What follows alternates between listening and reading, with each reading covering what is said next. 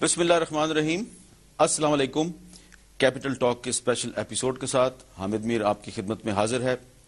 پاکستان کی سیاست میں پیچیدگیاں اور ریشہ دوانیاں بڑھتی ہی جا رہی ہیں. عام آدمی کو اس سیاست کی سمجھ نہیں آ رہی. تو جب سیاست کو سمجھنا دشوار ہو جائے تو ہم کچھ ایسی شخصیات کے ساتھ ملاقاتیں کرتے ہیں جو پاکستان کی سیاست پہ نہ صرف گہری نظر رکھتی ہیں بلکہ اس سیاست کے جو پیچ و تاب ہیں اس سے اچھی طرح واقف بھی ہیں. تو آج ہم بات کریں گے جمعیت علماء اسلام کے سربراہ جناب مولانا فضل الرحمان صاحب سے. السلام علیکم مولانا صاحب, بہت بہت شکریہ. بہت سی سیاسی جماعتیں بڑے بڑے جلسے کر رہی ہیں, آپ نے بھی جلسے شروع کر دیے ہیں. کیا انتخابات بہت قریب آ گئے ہیں؟ اب ظاہر ہے جی کہ پوری دنیا میں جب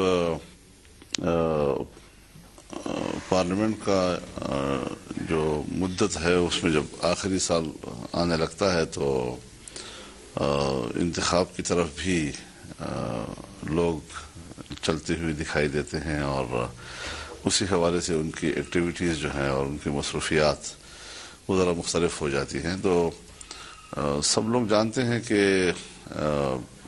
اگر زیادہ سے زیادہ مدت 5 سال بھی پوری ہو تو اگلے سال مارچ میں ہوگا, تو جنوری شروع ہو چکا ہے اور جب اگلا سال آئے گا تو انتخابات کا ہی ہوگا اور یہ بھی ہو سکتا ہے کہ اس سے پہلے ہو جائے. تو آپ کو الیکشن 2012 میں نظر آ رہا ہے یا 2013 میں؟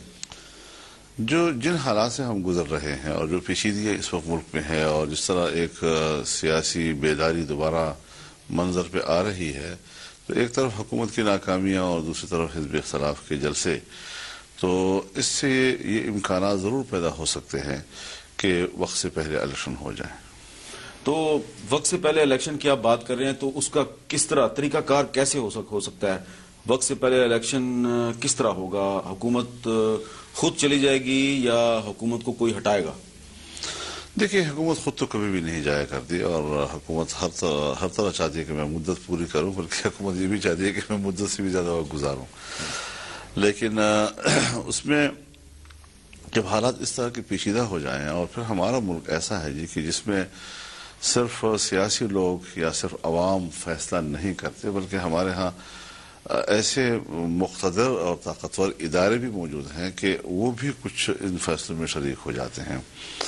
تو بجائے اس کے کہ ہماری عدلیہ جو ہے وہ سیاست کی بساط لپیٹنے کے لیے اقدامات کرے یا یہ کہ وہ ایک سیاسی لوگوں کے ہاتھ پاؤں مروڑ کر اس کو ایک فیصلہ منوانے پہ آ جائیں یا فوج جو ہے وہ کوئی ایسی کارروائی کرے کہ جس سے سیاستدانوں کے ہاتھ مروڑ کر ان سے کوئی بات منوائی جائے, کیوں نہ ہم سیاستدان خود بیٹھ کر ایک فیصلہ ایک فارمولے پہ آ جائیں اور اس فارمولے کے تحت اگر وقت سے پہلے الیکشن ہوں تو یہ کم از کم ایک سیاسی فیصلہ تصور کیا جائے گا اور یہ کہ سیاستدان نے خود بیٹھ کر ایک. لیکن یہ جو آپ کہہ رہے ہیں کہ سیاستدان خود ایک فیصلے پہ آ جائیں, اس کے لیے ضروری ہے کہ کم از کم جو حزب اختلاف کی جماعتیں ہیں وہ کسی ایک نقطے پر متفق ہوں. اب آپ بھی حزب اختلاف ہیں, نواز شریف صاحب بھی حزب اختلاف ہیں, عمران خان صاحب بھی کہتے ہیں ہم حزب اختلاف ہیں, تو آپ کی اور نواز شریف صاحب کی تو ملاقات ہی نہیں ہو پا رہی. میرا ارادہ ہے ان سے اس حوالے سے ملنے کا اور میں نے کچھ پیغامات ان کو بھجوائے بھی ہیں کہ اس حوالے سے اگر ہم بیٹھ جائیں اور بلکہ سارے اپوزیشن پارٹیوں کو بٹھا کے جو پارلیمنٹ کے اندر ہے تو ان کا ایک مشترکہ فارمولہ جو ہے اگر ہم مرتب ہم کر سکیں اور پھر ہم حکومت کو پریشرائز کریں, اس پر دباؤ ڈالیں کہ آپ بھی مانیں. حکومت کو پریشرائز کس نقطے پہ کریں؟ یعنی یہ کہ ظاہر اس میں کئی چیزیں انوالو ہوں گی. اس میں اس بات کو بھی دیکھا جائے گا کہ نادرا جو ہے وہ جو ووٹر لسٹ نیا تیار کر رہا ہے اس میں اس کو کتنا وقت چاہیے ہے. اگرچہ عدالت نے اس کو کہا ہے کہ فروری میں ہمیں پیش کرو, لیکن اگر اس طرح بھاگم دوڑی میں اور جلدی جلدی میں صرف عدالت کے سامنے رپورٹ پیش کرنے کے لیے انہوں نے اپنی کارکردگی دکھانی شروع کی تو وہ پھر اس پر اعتراضات ہوں گے اور اس پر شکوک و شبہات ہوں گے. لیکن فطری طور پر طبی طور پر ان کو کتنا وقت چاہیے یہ چیزیں ہم نے معلوم کرنی ہیں. اور پھر اس حوالے سے جو لوگوں کے اعتراضات کا مدت ہے ان فہرستوں کے اوپر وہ بھی ہمیں دیکھنا ہے. اور تیسری بات یہ ہے کہ چونکہ نئی مردم شماری ہوئی نہیں ہے تو شاید حلقہ بندیوں میں تبدیلی تو یا اس میں اضافے کے تو اب سوال ہی پیدا نہیں ہوتا. تو اگر ہم اس سال کے اندر اگر اکتوبر تک بھی ہم چلے جاتے ہیں تو یہ ایک ذہن میں ہے کہ ہم اس نقطے پر بھی سوچیں کہ باقی لوگ کس طرح کیا کہتے ہیں اور ہم کس پہ اتفاق کرتے ہیں. دوسرا یہ ہے کہ ہمیں ایک آزاد الیکشن کمیشن کا مطالبے پہ متفق ہو جانا چاہیے اور اس کے خد و خیال کیا ہوں ان سے تجاویز دی جائیں اس کے مطابق. اور تیسری بات یہ ہے کہ ایک قابل قبول عبوری حکومت ہو جائے. اب تو بظاہر تو صدر مملکت کو اختیار ہے کہ وہ عبوری حکومت جس طرح تشکیل دے, لیکن یہ بھی دیکھنا ہے کہ وہ نگرانی کرے الیکشن کی اس طریقے سے کہ اس میں جو دھاندلی کے امکانات ہیں وہ باقی نہ رہیں. تو اس طریقے سے ہم ایک فارمولے کی طرف جائیں اور اس پر تمام جماعتوں کے ہم تجاویز لیں اور اس پر ایک اتفاق. اس فارمولے کا اہم ترین نقطہ قبل از وقت انتخابات اکتوبر 2012. اس کے علاوہ اگر ہم آزاد الیکشن کمیشن کی بات نہیں کریں گے, اگر ہم ایک قابل قبول عبوری حکومت کی بات نہیں کریں گے تو پھر وہ ادھورا رہ جائے گا. اور قابل قبول عبوری حکومت میں یقیناً صدر آصف علی زرداری تو آپ برداشت نہیں کریں گے. صدر آصف علی زرداری جو ہے وہ اگر صرف صدر ہے اور پورا نظام جو ہے اس میں سب شریک ہیں تو پھر اس حوالے سے اس کی آئینی پوزیشن دیکھی جائے گی. اور آئینی پوزیشن میں اگر وہ ایک سیاستدان کی حیثیت سے یہ تسلیم کر لے کہ ہاں حالات میرے کنٹرول سے باہر ہیں یا مجھ پر وہ اعتماد نہیں رہا اور اپنی جگہ کسی اور کے حوالے کر دیں, اور اگر وہ سمجھتے ہیں کہ نہیں میں برقرار ہوں, تو پھر اس کو غیر مؤثر بنایا جا سکتا ہے تاکہ ایک ایسی حکومت جس کے بارے میں پھر یہ اطمینان ہو کہ صدر اکیلا جو ہے وہ پوری انتخابی نظام پر اثر انداز نہیں ہو سکتا. نواز شریف صاحب جو ہیں وہ کورٹ میں بھی گئے ہوئے ہیں اور وہ کہتے ہیں کہ عدالتی فیصلوں پہ عمل درآمد ہونا چاہیے. اب سپریم کورٹ نے یہ کہا ہے کہ NRO کیس میں حکومت 10 جنوری تک جو فیصلہ ہے سپریم کورٹ کا اس پہ عمل درآمد کرے اور سوئس حکومت کو صدر کے خلاف خط لکھے, ورنہ 10 جنوری کے بعد ایکشن ہوگا. تو آپ کے خیال میں حکومت کو یہ کام کرنے چاہیے؟ جس وقت NRO ہو رہا تھا تو اس زمانے میں ہم نے اس سے اختلاف کیا تھا کہ نہیں, ملک سے باہر معاہدے کر کے اور پورے پارلیمنٹ کو بالائے طاق رکھ کر دو پارٹیاں آپس میں ایک معاملہ طے کر رہی ہیں, جبکہ کرپشن یا اس قسم کی چیزیں تو ایک قومی سوال ہوا کرتا ہے اور اس پر صرف فوج اور ایک پارٹی کے بیچ میں کیوں بات ہو رہی ہے. جب ہم نے اس وقت اس سے اختلاف کیا تھا تو آج بھی ہمارا وہی موقف ہے. چنانچہ جب یہ مسئلہ ایک دفعہ پہلے بھی آیا تھا کہ پارلیمنٹ میں اس کو لایا جائے تو ہم نے کہا جی ہم ووٹ نہیں دیں گے اس پہ. یعنی یہ نہیں کہ آپ لاتے ہیں یا نہیں لاتے, جو بھی صورت ہوگی ہم اپنی رائے دیں گے. اور مجھ سے پھر اس پارٹی کے لوگوں نے اور آصف زرداری صاحب نے بات بھی کی اور کہا کہ جی آپ حکومت کی اتحادی ہیں. تو میں نے کہا یہ چیز جو ہے یہ اس وقت اس زمانے کی ہے جب ہم اور آپ اتحادی نہیں تھے, اور اس زمانے میں جو ہماری رائے تھی آج بھی ہم وہی رائے پیش کریں گے. جی تو آپ کا موقف یہ ہے کہ سپریم کورٹ کے فیصلے پہ عمل درآمد کیا جائے؟ اب ظاہر ہے جی کہ جب فیصلے ہو جاتے ہیں کورٹ کے تو کورٹ کے فیصلے اسی لیے ہوتے ہیں نا کہ اس پر عمل درآمد ہو. میمو گیٹ پہ آپ کی کیا پوزیشن ہے؟ میمو گیٹ سکینڈل نے ایسے حالات پیدا کر دیے ہیں, کچھ لوگ کہتے ہیں کہ مارچ 2012 تک تو یہ حکومت جائے گی نہیں, اس سے پہلے فارغ ہو جائے گی.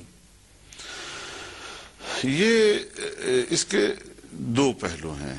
ایک میمو خود جو اس کا جو ٹیکسٹ ہے جو تحریر ہے اس میں تو یقیناً قومی سلامتی کے حوالے سے مواد موجود ہے, اور اس حوالے سے اگر کسی نے اس کا نوٹس لیا ہے تو کوئی زیادہ غلط بھی نہیں کیا. لیکن اب یہ کہ اس کے ذمہ داران کون ہیں, کون کس قدر اس میں ملوث ہے, یہ ہے مسئلہ یا تو عدالت میں اور یا قومی سلامتی کمیٹی کے اندر, جس کے آپ خود بھی ممبر ہیں. جس کا میں خود بھی ممبر ہوں.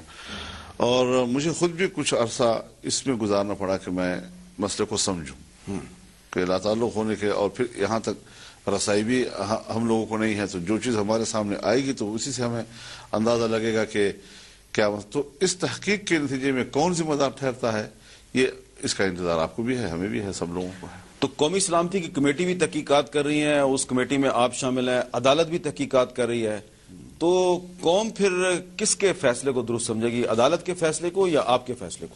خیر ابھی یہ سوال شاید اتنا ضروری نہیں ہے کہ کس کو اہم سمجھے اور کس کو نہیں. بنیادی بات یہ ہے کہ جب پارلیمنٹ موجود ہیں اور ہم پارلیمنٹ کے اراکین ہیں اور قومی سلامتی کمیٹی جو ہے وہ پارلیمنٹ ہی کا حصہ ہے, اور قومی سلامتی کے حوالے سے کوئی مسئلہ درپیش ہوا اور کمیٹی بیٹھ گئی اس کے اوپر, تو یہ زیادہ جمہوری لاستہ لگتا ہے. اور یہ کہ عدلیہ سے رجوع کریں اور ہم پارلیمنٹ میں بھی ہوں, تو اس وقت جو صورتحال ہے میں آپ سے عرض کروں کہ سپریم کورٹ میں بھی مسلم لیگ نون گئی ہے, اور قومی سلامتی کمیٹی میں بھی جو بحث کا آغاز ہوا ہے وہ مسلم لیگ نون کے ایک خط سے ہوا ہے، تو وہاں بھی انیشیٹو انہی کا ہے تقریباً جی۔ اب ایک ہی پارٹی ہے، وہ ایک ادارے کو بھی خط لکھتی ہے، دوسرے ادارے میں بھی اپیل کرتی ہے، تو خود انہوں نے میمو کے حوالے سے صورتحال کو غیر متوازن بنا دیا ہے۔ جس طرح آپ سوال کر رہے ہیں کہ پھر عدلیہ کو کریں گے یا، تو یہ سوال ذرا ان سے کرنے کا ہے کہ آپ نے دونوں اداروں کی طرف رجوع کیا ہے، دونوں اداروں میں اگر کوئی فیصلہ ایک دوسرے سے مختلف آ گیا تو آپ کس کی پیروی کریں گے؟ سلالہ چیک پوسٹ پہ حملے کے بعد پاکستان نے نیٹو کی سپلائی لائن کاٹ دی، اب کافی ہفتے گزر چکے ہیں، امریکہ نے ابھی تک معافی نہیں مانگی، کیا یہ ایسی معاملہ چلتا رہے گا؟ کیا ہونا چاہیے؟ اب سپلائی لائن کھول دیں یا امریکہ کی معافی کا انتظار کریں؟ میرے خیال میں آقا معافی نہیں مانگا کرتے، اور معافی اس وقت مانگے گا جب اس کو پتا ہوگا کہ میرے معافی کا کوئی زیادہ نقصان نہیں ہے، تو ایک دنیا کو دکھانے کے لیے کچھ کر دے گا، ڈرامہ کر دے گا جو کوئی۔ ہم نے آقا اور غلام کے تصور کے ساتھ تعلقات بنائے ہوئے ہیں، ہم نے دو برابر کے دوستوں کی حیثیت سے تعلقات نہیں بنائے ہوئے جی، اور ہمیں اختلاف صرف آقا و غلام کے تصور کے ساتھ ہے، ایک باوقار دوستی سے ہمیں انکار نہیں ہے جی۔ تو یہ جو ہوا ہمارے ساتھ، اب سوال یہ ہے کہ ہم پارلیمنٹ کی قرارداد پر تو عمل نہ کریں، لیکن جس وقت ریمنڈ ڈیوس جو ہے ہمارے لاہور کی سڑکوں پر ہمارا خون بہاتا ہے، جس وقت حقانی نیٹ ورک کے حوالے سے ہمیں دھمکیاں ملتی ہیں، جس وقت 2 مئی کا ایک رسوا کن واقعہ ہوتا ہے جب لوگ کہتے ہیں کہ جی یہ ہمارے آنکھیں پٹی باندھ کے آگے ملک نے اتنی بڑی کارروائی کر دی، جب سلالہ چیک پوسٹ پر اس طرح کا واقعہ ہو جاتا ہے تو رسوائیاں اور ذلت حاصل کرنے کے بعد پھر ہم کہتے ہیں جی کہ ہم پالیسی تبدیل کرنا چاہتے ہیں۔ اب 3 اقدامات ہوئے ہیں، ایک کہ سپلائی لائن آپ نے بند کر دی ناٹو کی، شمسی ایئر بیس آپ نے خالی کر دیا، اور بون کانفرنس میں آپ شریک نہیں ہوئے جی۔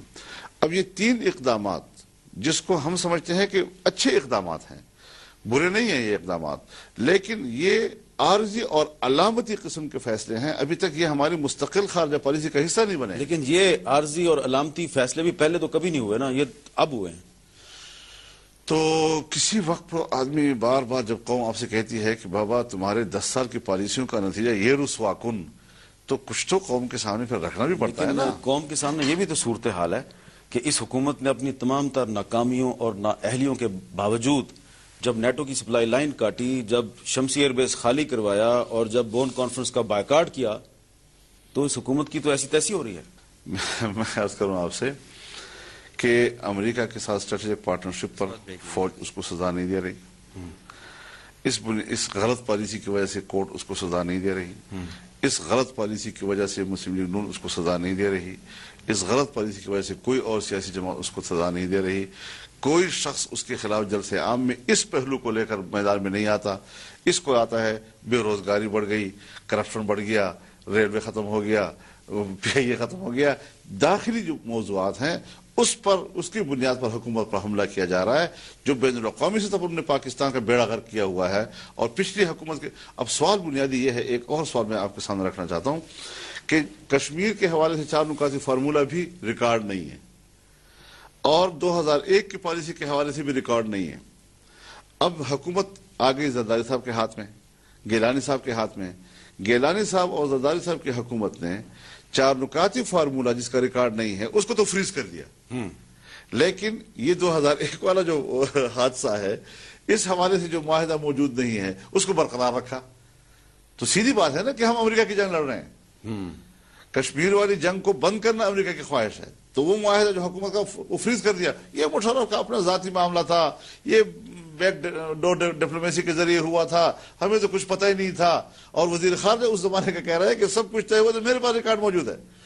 تو آج کیا صورتحال ہے کہ اس امریکہ کے ساتھ اتحاد کی پالیسی کو آپ نے برقرار رکھا، آپ نے ملک کے اندر آپریشن شروع کیے، آپ نے اپنے لوگوں کو مارا، بمباریاں ان کے اوپر کی، بے گھر کیا، در بدر کیا، اور آج بھی آپریشن شروع ہے اس کے حوالے سے۔ جی تو جو آصف زرداری صاحب نے بویا ہے وہ کاٹ رہے ہیں، وہ کاٹ بھی رہے ہیں، اور قبائلی دنیا کے اندر آپ نے مساجد کو گرایا، آپ نے مدارس کو تباہ و برباد کیا، آپ نے اپنے عام شہریوں کو شہید کیا، آپ نے تمام لوگوں کو قتل عام کر دیا۔ قتل عام کے بعد آج بھی تو آپ ان کے ساتھ مذاکرات کر رہے ہیں نا۔ تو یہ مذاکرات اس وقت بھی ہو سکتے تھے جب پارلیمنٹ کی بحث چل رہی تھی اور وہ خاموش بیٹھے تھے کہ حکومت ہمیں رجوع کرے گی، ہم ان سے بات کرنا چاہتے ہیں۔ جی وقفے کے بعد دوبارہ خوش آمدید۔ مولانا فضل الرحمان صاحب، 2-3 مہینے سے ہم دیکھ رہے تھے کہ خود کش حملوں میں، بم دھماکوں میں کچھ کمی واقع ہو گئی تھی اور شاید اسی لیے جلسے بھی شروع ہو گئے تھے، لیکن اب ہم دیکھ رہے ہیں کہ پشاور میں ایک دھماکہ ہو گیا اور خیبر ایجنسی میں دوبارہ یہ واقعات شروع ہو گئے ہیں. اس کی کیا وجہ ہے؟ ہاں، ان سے میرا ایک اور سوال ہے. دیکھیے، جب آپ ایک آپریشن شروع کرتے ہیں کسی کے خلاف اور وہ بھی کہتے ہیں کہ جی ہم بھی دفاعی جنگ لڑیں گے اور ایک دوسرے، اب ایک مرحلہ ایسا آتا ہے جب حکومت کہتی ہے جی کہ ہم جنگ نہیں لڑنا چاہتے، یا اعلانیہ طور پر یا غیر اعلانیہ. اب ظاہر ہے جب سے امریکہ کی امداد ہم پہ بند ہوئی نا جی، تو انہوں نے بھی جنگ کرنا چھوڑ دیا. تو اس سے ایک سوال پیدا ہوا کہ کیا ہم امداد وصول کرنے کے لیے سارے ڈرامے کر رہے ہیں، لوگوں کو قتل کر رہے ہیں جی. جس وقت حکومت جنگ بند کرتی ہے تو سوال یہ پیدا ہوتا ہے کہ ادھر سے جنگ بندی کیوں ہو جاتی ہے. یعنی یہ حساس بات ہے نا جی، کہ یہ جنگ کون لڑ رہا ہے، اس کے اندر کون سے عناصر ہیں جو ہماری آنکھوں سے پوشیدہ ہیں، ہمارے عقل سے پوشیدہ ہیں، کہ ایک سائڈ تو جنگ بند کر رہا ہے تو دوسرے تو اعلان نہیں کیا، تو ادھر سے بھی جنگ بند ہو جاتی ہے. تو ایک تو بنیادی سوال یہ بھی ہے جو میرے نزدیک ابھی تک اس کا کوئی جواب نہیں مجھے موصول ہو رہا. دوسری بات یہ ہے کہ یہ بھی خبریں آ رہی ہیں کہ مذاکرات تو ہو رہے ہیں، بات چیت تو کسی لیول پہ چل رہی ہے. اور خاص طور پر ایسے موقع پر آپ نے مجھ سے یہ سوال کیا جبکہ یہ خبر بھی میں اخبار میں پڑھ رہا ہوں کہ ملا عمر صاحب نے بڑی صراحت کے ساتھ کہہ دیا ہے کہ ہم پاکستان کے فورسز کے ساتھ لڑائی کے حق میں نہیں ہیں اور جو جنگ لڑ رہے ہیں وہ رک جائیں فوراً. اتنا توانا قسم کا ایک بیان وہ حال ہی کے دنوں میں پھیلا ہے، جبکہ مجھے بہت عرصہ پہلے اس کی کچھ کاپیاں انہوں نے شائع کی تھی، مل گئی تھی، جس میں انہوں نے یہی کچھ کہا تھا، لیکن اس وقت اس کو اتنا زیادہ ہائی لائٹ نہیں کیا گیا اور 2-4 روز سے اس کو ہائی لائٹ کیا جا رہا ہے. تو آپریشنز ابھی بھی چل رہے ہیں؟ اور جہاں تک آپریشن کا تعلق ہے تو ظاہر ہے جی کہ جس وقت آپ کسی مفاہمت کی طرف جاتے ہیں تو اس موقعوں پر کچھ تھوڑے سے آفٹر شاکس ہوتے ہیں جی. تو یہ جو کچھ تھوڑا بڑا ہو رہا ہے یہ شاید وہی چیزیں ہیں جو اس فیصلہ کن مرحلے پہ پہنچنے کے بعد ایک دوسرے پر پریشر ڈالنے کے لیے کیے جاتے ہیں. آفٹر شاکس ہیں یہ؟ مجھے لگتا ہے اس طرح. اچھا، ابھی آپ نے تھوڑی دیر پہلے کشمیر کا ذکر کیا، تو کشمیر کے حوالے سے جو اس حکومت کی پالیسی ہے، انڈیا کو پسندیدہ ملک قرار دینے کا جو ایک ہم نے خبر سنی تھی، بعد میں وزیر اعظم نے اس کی تردید بھی کر دی، تو اس کے بعد ایک دفاع پاکستان کانفرنس شروع ہو گئی.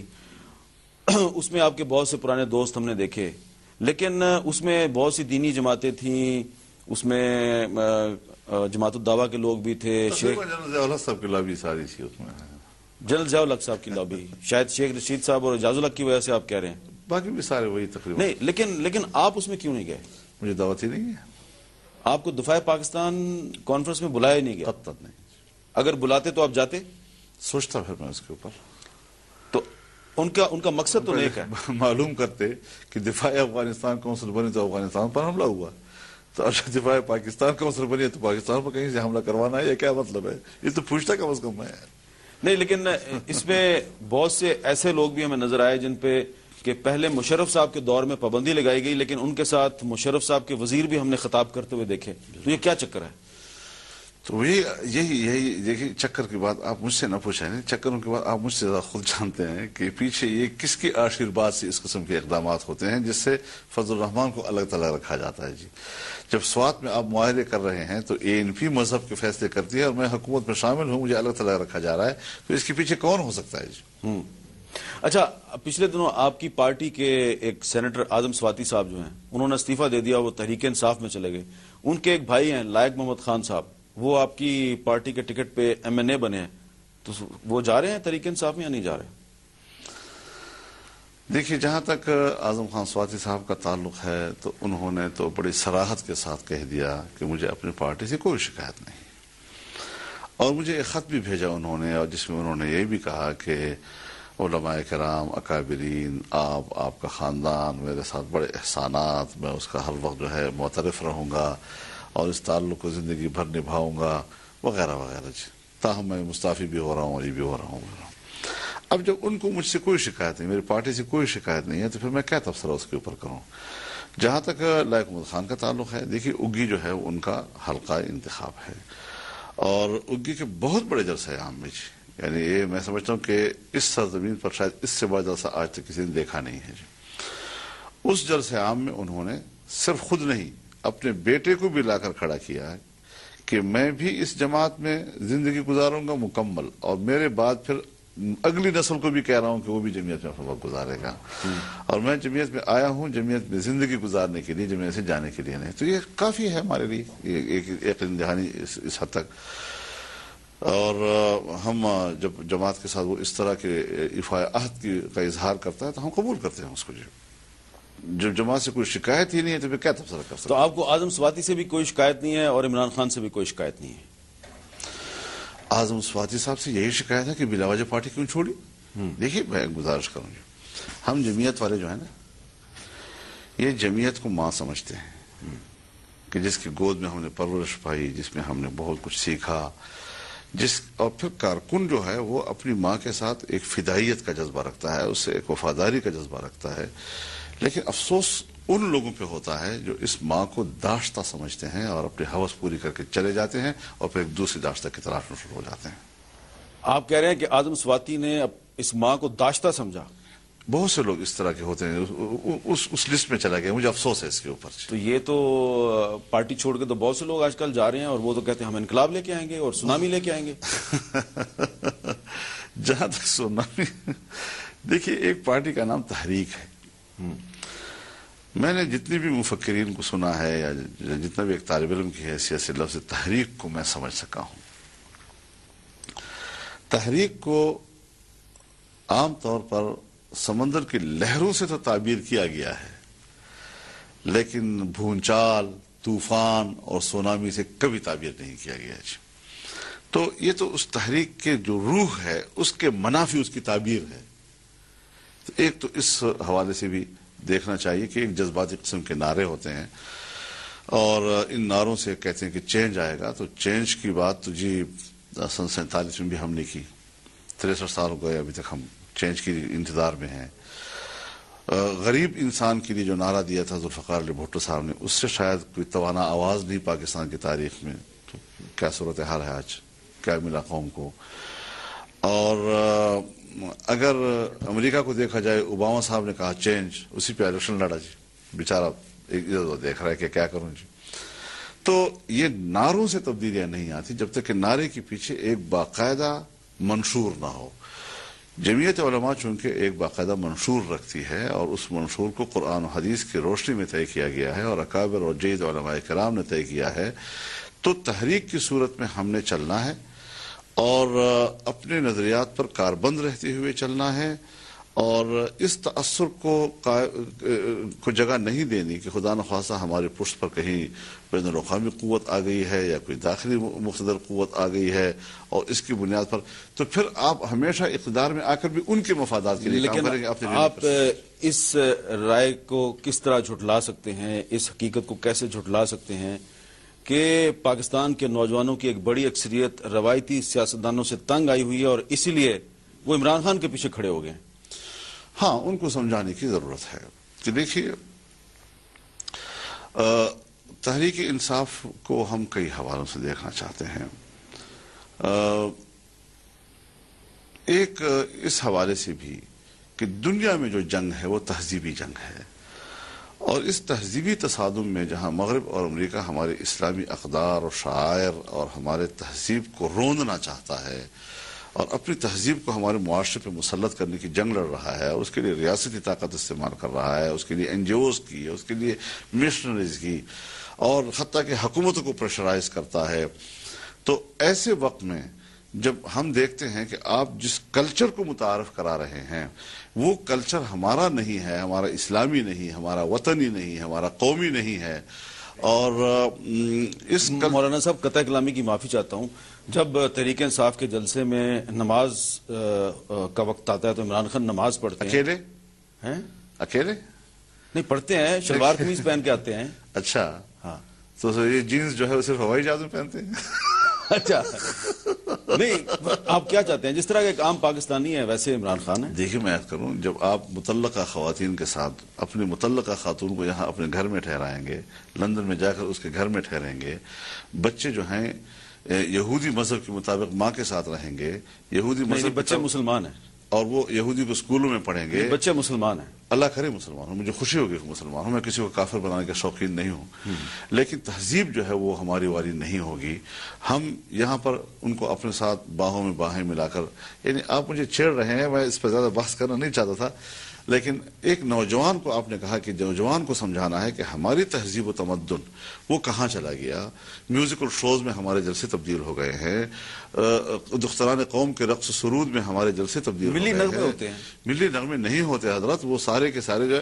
تو وہ شہزاد رائے جو ہے جس نے وہاں پہ گانا گایا, اس نے ڈرون حملوں کے خلاف بھی گانا سنایا. اب سوال یہ ہے کہ آپ امریکہ کو 2-3 گالیاں بھی دے دیں, لیکن اس کو یہ اطمینان دلا دیں کہ میں آپ کی تہذیب کی جنگ لڑ رہا ہوں, تو وہ ان کے لیے اطمینان, ان کی نمائندگی. آپ یہ کہہ رہے ہیں عمران خان اندر سے امریکہ کے ساتھ ہے. بالکل, اس میں کوئی شک نہیں ہے جی, اور اس میں کسی کو ابہام بھی نہیں رہنا چاہیے.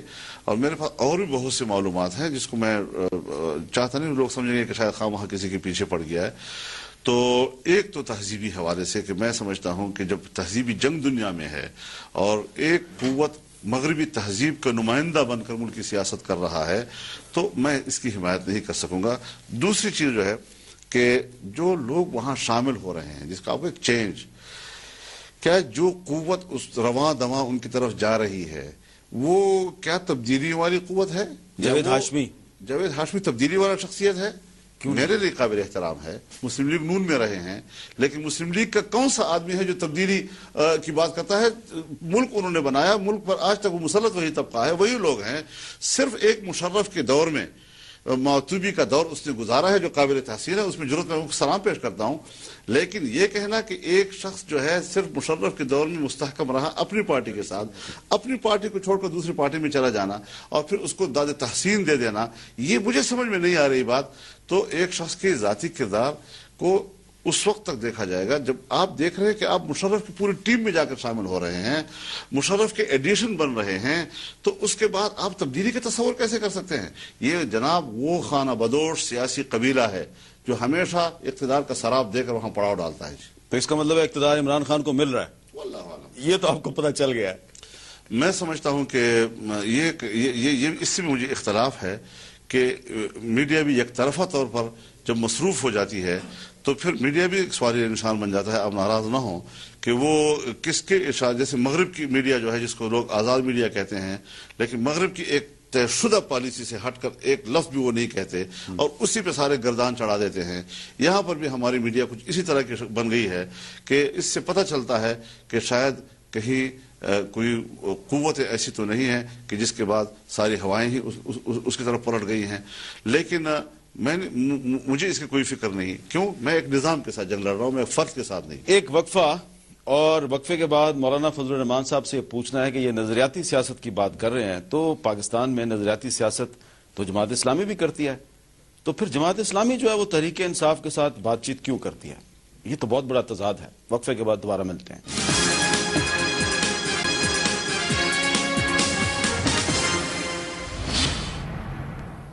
Welcome back. مولانا فضل الرحمان صاحب سے ہماری گفتگو چل رہی ہے. پاکستان کی سیاست کو ہم سمجھنے کی کوشش کر رہے ہیں اور مولانا صاحب کی سیاست کو بھی سمجھنے کی کوشش کر رہے ہیں.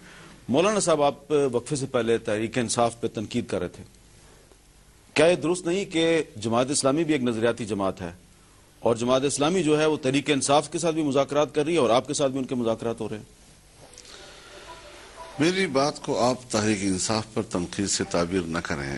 میری بات کو آپ ایک نظریاتی تقابل کے ساتھ اور اس تحریک کے پیچھے جو ایک کلچر کا فرما ہوتا ہے, ایک مشن کا, اس حوالے سے. جہاں تک جماعت اسلامی کا تعلق ہے, ہم ان کی اتحادی رہے ہیں اور بڑی نیک نیتی کے ساتھ اور خلوص دل کے ساتھ ہم نے ان کے ساتھ کام کیا ہے. لیکن سوال بنیادی یہ ہے کہ 5 سال ہم نے بڑے اچھے گزارے اور پھر سوال پیدا کر دیا کہ جی استعفے دو.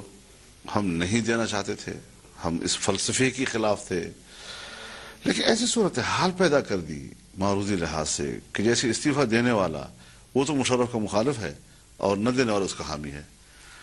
اس فضا میں ہمیں بھی بالآخر ان کے ساتھ ٹھیک ہے ہم, لیکن بعد میں انہوں نے کہا کہ بائیکاٹ کرنا چاہتے ہیں الیکشن کا. اس بائیکاٹ کے لیے انہوں نے ہمیں چھوڑ کر مسلم لیگ نون کی طرف چلے گئے اور مجھے پتا تھا کہ مسلم لیگ نون بائیکاٹ نہیں کرے گی جی، لیکن وہ نہیں سمجھ سکے اس صورتحال کو، اور پھر مسلم لیگ نون الیکشن میں چلی گئی اور وہ تنہا رہ گئے، اور رفاقت کس کے ساتھ؟ محمود خان اچکزئی اور عمران خان کے ساتھ۔ اگر اس پوزیشن میں ہم آ جاتے بالفعل تو آپ دیکھتے جمعیت علماء بس وہی سیکولر دنیا کے ساتھ، اور یہ تو بالکل برائے نام مذہب کی بات کرتے ہیں اور سیکولر لوگوں کے ساتھ، لیکن خود بڑے خوشی کے ساتھ چلے گئے اور کہہ رہے تھے کہ یہ بڑے زبردست لوگ ہیں، اور ان کے ساتھ اتحاد کی طرف۔ اس کے بعد جب یہ نئی حکومت بنی تو ہم نے ان کو تکلیف دی، تمام قائدین کو، اور تمام قائدین سے ہم نے عرض کیا کہ مشکل جب افغانستان میں تھی تو ہم ایک ہوئے، جب پاکستان میں آ رہی ہے تو ہم ایک کیوں نہیں ہے؟ امت ہم سے تقاضا کر رہی ہے، مقاصد ہم سے تقاضا کر رہے ہیں، اس پر کوئی ان کے درمیان وہ نہیں تھا، اختلاف نہیں تھا۔ اور میں نے پہلے اجلاس میں ان کو یہ بات کہہ دی تھی، یہ بات میں آج ریکارڈ پہ لانا چاہتا ہوں۔ پہلے اجلاس میں نے ان سے کہا کہ جب ایم ایم اے وجود میں آ جائے گا اور ایم ایم اے نے بحیثیت ایک سیاسی پارٹی کے یہ طے کر لیا کہ ہم اپوزیشن بینچوں پہ بیٹھتے ہیں تو میں حکومت کے مقابلے میں ایم ایم اے کو ترجیح دوں گا، یہ کہہ دیا میں نے۔ اور اس کے باوجود ہمارے بارے میں شروع کر دیا کہ جی پہلے حکومت سے نکلو اور پہلے حکومت سے نکلو۔ تو میں نے کہا پہلے حکومت سے نکلو کا مطالبہ جماعت اسلامی کا ہے، اور ایم ایم اے بن جانے کے بعد جو مطالبہ ہوگا وہ ایم ایم اے کا ہوگا۔ تو ہم جماعت اسلامی کا حکم قبول کرنے کے لیے تیار نہیں ہے، ایم ایم اے کا فیصلہ ماننے کو تیار ہے۔ خیر پھر آپ نے دیکھا وہ حالات ایسے بن گئے کہ ہم حکومت سے بھی نکل آئے۔ اب آج یہ بھی مجھے معلوم ہے کہ تحریک انصاف سے سیٹیں لینے کے لیے وہ کیا ترلے کر رہے ہیں، ان کے جی ترلے کر رہے ہیں، اور ہمارے ساتھ ہم سے جھجک۔ یہ کیسے مذہبی لوگ، دین اسلام کی بات کرنے والے، ہمارے ساتھ ہر لحاظ سے نظریاتی قرب کے باوجود کون سی وہ چیز ہے کہ جو ان کو ہم سے دور کرنے کا باعث بن رہی ہے اور دوسرے لوگوں کے قریب ہونے کا باعث بن رہی ہے؟ یہ سوال میرے لیے بھی بڑا عجیب ہے کہ مجھے بھی حیرت میں ڈال دیا ہے کہ یہ جو روش ہے ان کی 7-1.5 سے میں دیکھ رہا ہوں، میں تو کم از کم پھر مایوس ہو رہا ہوں۔ لیکن میری تو اطلاع یہ ہے مولانا صاحب کہ شاید عمران خان جماعت اسلامی کے ساتھ اتحاد نہیں کریں گے، میری تو یہ اطلاع ہے۔ تو جس طرح نون نے ان کو کہا کہ آپ کی اہمیت نہیں ہے، شاید تحریک انصاف ان سے کہہ رہی ہے کہ آپ کی کوئی اہمیت نہیں ہے۔ لیکن ان کی آپ کے ساتھ تو بات چیت چل رہی ہے جماعت اسلامی کی؟ جی چل رہی ہے، چل رہی ہے۔ تو پھر بات چیت چل رہی ہے، پھر بھی آپ اتنی تنقید کر رہے ہیں، کیا انہوں نے آپ سے کیا مطالبہ کیا؟ آپ کے رپورٹ میں کچھ ہے؟ میرے تو اطلاع یہ ہے کہ انہوں نے آپ سے یہ کہا کہ بلوچستان کی حکومت سے آپ نکل جائیں اور صوبہ خیبر پختونخوا میں 50% سیٹیں ہمیں دے دیں۔ دیکھیے، ایک بات وہ جو باہر کرتے ہیں، ایک بات وہ جو اندر کرتے ہیں، یعنی یہاں پر بڑی تعجب مجھے ہو جاتا ہے۔ جی میرے گھر پہ تشریف لائے ہیں ان کا وفد، اور میرے ساتھ انہوں نے 1-2 میٹنگ یہاں کی ہیں۔ آخری ان کا جو مطالبہ ہے وہ صرف اور صرف ایک ہے، اور قطعاً دوسری چیز اس میں شامل نہیں، اور وہ یہ کہ صوبہ پختونخوا میں ہمیں 50% کی بنیاد پر سیٹیں مہیا کرو۔ ہم انہیں کہتے ہیں کہ جی ہم 50% سے بھی زیادہ دینے کو تیار ہیں، لیکن اس کے لیے پہلے اصول طے ہوتا ہے، پھر فارمولہ طے ہوتا ہے۔ اس فارمولے میں اگر آپ کا حق بنتا ہے ہمیں کیا انکار ہے؟ تو فارمولے اور اصول کی بنیاد پر، اور یہ کہ ہمارے ساتھ جو اور جماعتیں شامل ہیں ان کو ہم کیا احساس دے رہے ہیں کہ صرف 2 پارٹیاں فیصلے کر رہی ہیں اور وہ بندر بانٹ کر کے پھر ہمیں بیچ میں بٹھا دیتی ہیں۔ جی یہ اخلاقی طور پر بھی ٹھیک بات نہیں ہوتی۔ اس لیے یہ بات کرنا کہ ہمیں 50% پہلے دو پھر اس کے بعد ہم ایم ایم اے، تو اب یہ بات بلوچستان حکومت سے نکل جاؤ تو پہلے کہتے ہیں پھر پارٹی کے یہاں سے نکلو، ہم نکل گئے، پھر کیا جواب دیا انہوں نے ہمیں؟ پھر کہا جی سیٹیں تقسیم کرو۔ اب یہ بلوچستان کی حکومت سے نکلنے اور پیپلز پارٹی کا سٹنٹ ان کے سامنے ہے، یہ صرف پبلک کو متوجہ کرنے کے لیے کہ ہم تو بڑے زبردست پیپلز پارٹی کے خلاف ہیں، تو یہ ان کے ساتھ۔ اب آپ مجھے بتائیں کہ اس وقت پیپلز پارٹی کے خلاف فرنٹ لائن پر مسلم لیگ نون لڑ رہی ہے، فرنٹ لائن پہ لڑ رہی ہے، لیکن بلوچستان میں وہ بھی حکومت میں ہے، بلوچستان کی پوری اسمبلی حکومت میں ہے۔ اور میں بلوچستان میں گیا ہوں، میں نے حکومت کی پالیسی پہ تنقید کی ہے، بڑے بڑے جلسوں میں کی ہے، پریس کانفرنس میں گیا ہوں۔ اب آپ جانتے ہیں جی پریس کانفرنس میں صحافی تو لحاظ نہیں رکھتے ہیں جی، بخدا اگر کسی صحافی نے بلوچستان میں مجھے یہ کہا ہو کہ جی آپ حکومت میں کیوں ہیں جی، تو اس کا مطلب ہے آپ کا جماعت اسلامی کے ساتھ اتحاد نہیں بن رہا، نہ ہی ایم ایم اے بحال ہو رہی ہے؟ سب چیزیں امید پر ہیں. ہم سمجھانے کی کوشش کر رہے ہیں. خدا کرے ان کے سمجھ میں بات آ جائے کہ فارمولے پہ آؤ. مجھے تو یہ سمجھ آ رہی ہے کہ الیکشن جب کبھی بھی ہوگا تو صوبہ خیبر پختونخوا میں آپ کا اتحاد تو عوامی نیشنل پارٹی سے ہوگا. اچھا, ہم تو سمجھتے ہیں ہم ANP کے متبادل ہیں صوبے میں. اچھا, ہاں. ایک سوال اگر آپ برا نہ منائیں, پہلے آپ وعدہ کریں برا نہیں منائیں. نہیں برا تو کبھی منایا نہیں ہم. اچھا, جتنا بڑا جلسہ عمران خان نے کراچی میں کیا, کیا آپ اتنا بڑا جلسہ کر سکتے ہیں وہاں پہ؟ 27 جنوری کو ہم انشاءاللہ کراچی میں جلسہ کریں گے, لیکن بڑا جلسہ ہم کریں یا چھوٹا کریں یہ سوال نہیں ہے. عمران خان سے بڑا ہوگا کہ نہیں ہوگا؟ میری بات پوری ہونے دو نا جی. آپ اپنی بات پہ اصرار نہ کریں. بڑا تو عوام کریں گے جی, لوگ آئیں گے تو بڑا ہو جائے گا.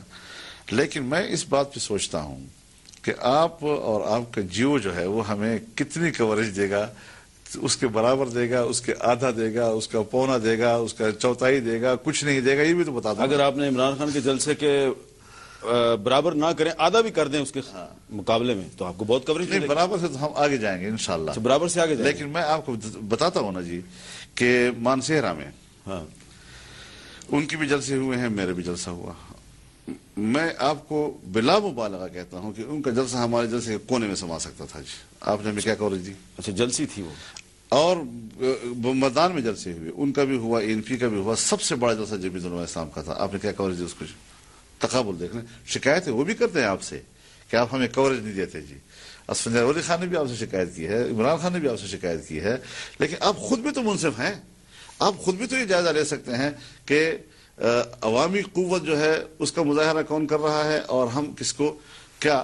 اب مجھے اس کا علاج ابھی تک نہیں آیا کہ وہ کون سی دوائی ہے جو آپ کو پلائی جائے اور اس کے بعد آپ کے اندر یہ احساس پیدا ہو جائے کہ بھئی ان کو انصاف کرنا ہے اور ہم نے غیر جانبدار رہنا ہے. بہت بہت شکریہ. مولانا فضل الرحمان صاحب نے آخر میں یہ دعویٰ کیا ہے کہ 27 جنوری کو کراچی میں یہ بہت بڑا جلسہ کریں گے, اور انہوں نے کہا کہ عمران خان کے جلسے سے بڑا جلسہ ہوگا. اگر ان کا جلسہ عمران خان کے جلسے سے بڑا ہوا تو پھر دنیا کی کوئی طاقت ان کو میڈیا میں ویسی کوریج سے نہیں روک سکتی جیسی کہ عمران خان کو ملی. اور اگر یہ وہاں پہ ایک بڑا جلسہ کریں گے تو یہی وہ دوائی ہے جسے ہم پی کے ان کے جلسے کی بہت کوریج کریں گے. اجازت دیجیے, اللہ حافظ.